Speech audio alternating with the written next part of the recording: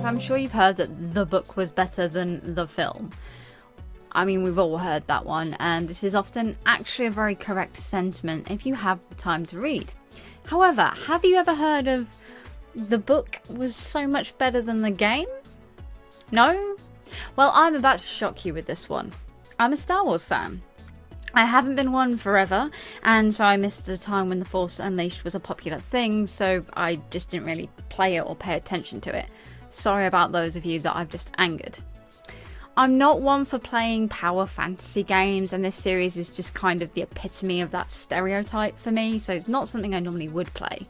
However, I am an avid book reader, or audible devourer, as I've been very much enjoying listening to these books while doing the housework or just editing videos for the channel.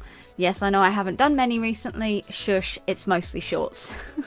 So I finally looked up the Star Wars video game books and found, well, the book version of The Force Unleashed 1 and 2, but I haven't got there yet.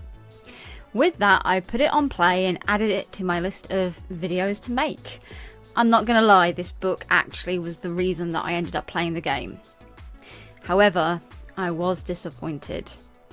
You may be incredibly surprised about that fact. Now, don't get me wrong, I have played through the game itself a couple of times now, and I have really enjoyed it. There is a whole thing I could say about the timing and annoyance of retro games on new consoles, but that would be a whole other video on its own, and it's not the reason for this video in particular. No, this video is my shock that I enjoyed the book way more than I enjoyed the game. This has never happened before. Normally I only enjoy the game books that expand on the lore, not the ones that are based on the original game. I'm looking at you, Assassin's Creed. I could rant about you for days. What do I mean by this? Well, the Force Unleashed story is very rushed within the game itself. There are characters that develops feeling for each other, and not just the positive ones. Things that happen in a strange order, and things that also just do not make sense based on the way the character has acted so far within the game. The cast of characters within the book are the same, obviously, but their interactions are much more developed than they are within the game. Vader is much closer with Galen, and we understand his motives a lot more. Juno and Galen's relationships make sense, and Proxy has a reason for attacking Galen that isn't just, we need a boss fight and aren't sure who to put right here, right now.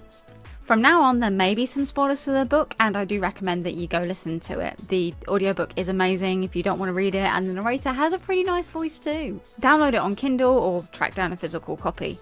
If you do manage the last one, let me know, as I didn't manage it. I just listened to the audiobook, if you couldn't tell. So, all done? Good, I'll carry on. Let's start off with Galen himself. In the game, he is simply an overpowered character for the player to play. You know, act out their fantasy of being in control of everything. In the book, he is so much more nuanced. He is constantly wanting Vader's approval as if he were his son, and it's written so well it doesn't come off as simpering annoyance either. Vader's betrayal really comes out of nowhere, and it very much has a lot more impact than it does in the game. Even when I knew it was coming, I was underwhelmed in the game. It's such a throwaway thing that the characters gloss over pretty quickly, but in the book it is a devastating moment that leads both Galen and Juno down a path that they didn't think they would ever take. It is a wonderful expansion of the character. Now, it could be argued that this is because video games have a much more compact theme, but I'm not gonna lie, I won't believe that because I've played BioWare games, and if you know BioWare, you know that there is a lot more expansion and chance to expand upon characters. Let's just say what it is. Star Wars Force Unleashed was a game that was specifically designed just to be a game and have no expansion on character. They seem to be pretty surprised that they got a number 2 and therefore had to revisit everything. But the book expands on that and makes it much more believable, so give it a chance. Also, Galen never finds his name out in-game. I know, right? It's really silly. I was sure he did, but nope. At no point does he find out that his name is Galen. That comes from the book and possibly the second game, but I haven't played or listened to the audiobook yet. So as I played through the game, I was sure I would find out his name. I was sure it would be mentioned, but it just isn't. You think I'm wrong? Go and play it yourself and look out for the name. It's just not there. Tidbit, but I checked again on Wikipedia and it's not even in the second game. It was on some box art and in the novels and comics only. How weird is that? So yeah, ultimately he only gets his name from the books and the lore, which even more points to the fact that the Star Wars Force Unleashed games were just a power fantasy game. They didn't really care about the character, which is kind of upsetting when you think about how everybody complains in Star Wars that there's no expansion. This was before the Disney release, so you can't really complain about that when this was LucasArts themselves fucking up their character laws. Juno is so much more than a love interest in the books. When playing the game, you can pretty much see from the beginning that she is just there for the possibility of romance. Tall, leggy, blonde-haired, blue-eyed, she is the perfect object for Galen's affections, if that's your thing. In the game, she doesn't do much but give you information and have a go at you when she finds out that you are still working for Vader after his betrayal. However, in the book, she is, well, just so much more interesting. She is an officer, yes, but she has been driven by her family to aim for the best. However, she has her own haunting past, some terrible incidents that are already making her question her position within the Empire. When Vader inevitably betrays Galen, she is accepting of the righteous path of destruction that he wreaks across the galaxy against the Empire. However, when Galen turns out to still be working for Vader, she is rightfully angry. However, she also kind of knew that this was going on the whole time. You see, she's also a hacker, actually set up within the story, but I'm trying to leave some things up to you to read or listen to, otherwise it's just going to be a boring, spoiler-ridden review, and I don't want to do that. She secretly has been spying on Galen and Proxy, all by herself. And yes, there is finally the droid. Yeah, okay, it's still programmed to kill his errant master, but the change is in how that programming has changed. In the game, there's a simple, "You beat me up a lot and therefore my programming got changed. I no longer need to kill you," says Proxy. But that's not something that ever really happened before in any of the books or any of the lore of Star Wars. You cannot change a droid's programming by knocking its head in. It's only stunning it using electricity or reprogramming it that you can do that kind of thing. But you know what? We're not here for Star Wars lore. Well, we kind of are. We're here for a game, Star Wars lore, which is different from Star Wars lore. Don't ask me. I don't know. I'm not a gatekeeper, but I also have done way too much research on this.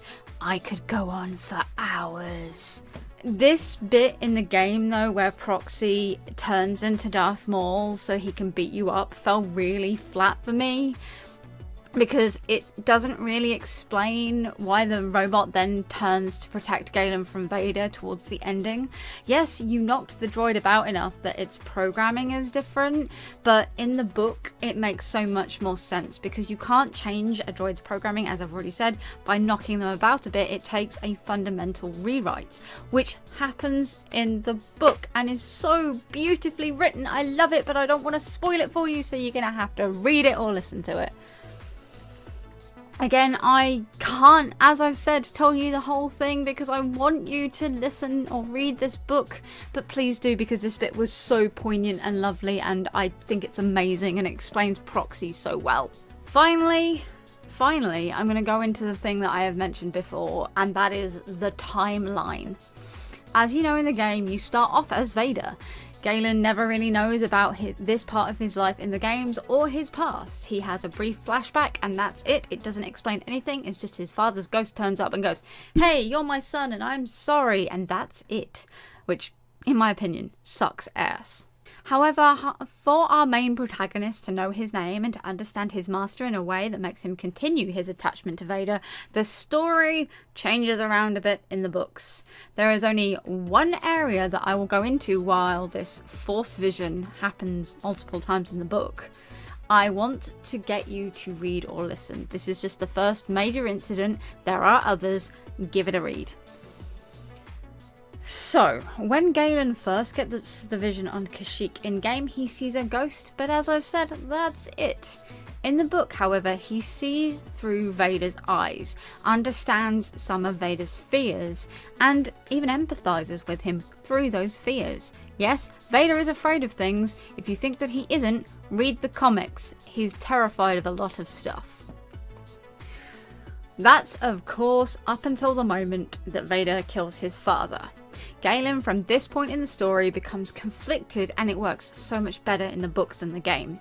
It helps that in the book, they expand upon both Juno and Galen's interactions around this Force vision, and not just this Force vision, there's several others that happens where Galen gets to see Vader's opinion on things and all that kind of thing, and it really makes for a wonderful, wonderful story.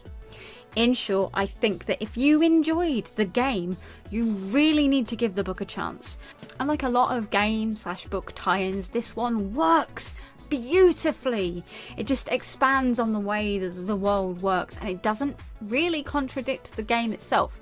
I'm looking at you, Far Cry 5 Absolution, but again, I will get there eventually. I do hope that you've enjoyed this mini-ish review of the Force Unleashed book. I hope that it's inspired you to look more into that format of media, and hell, do you have an Audible subscription? If so, it's really fun to listen to, so just why not give it a go?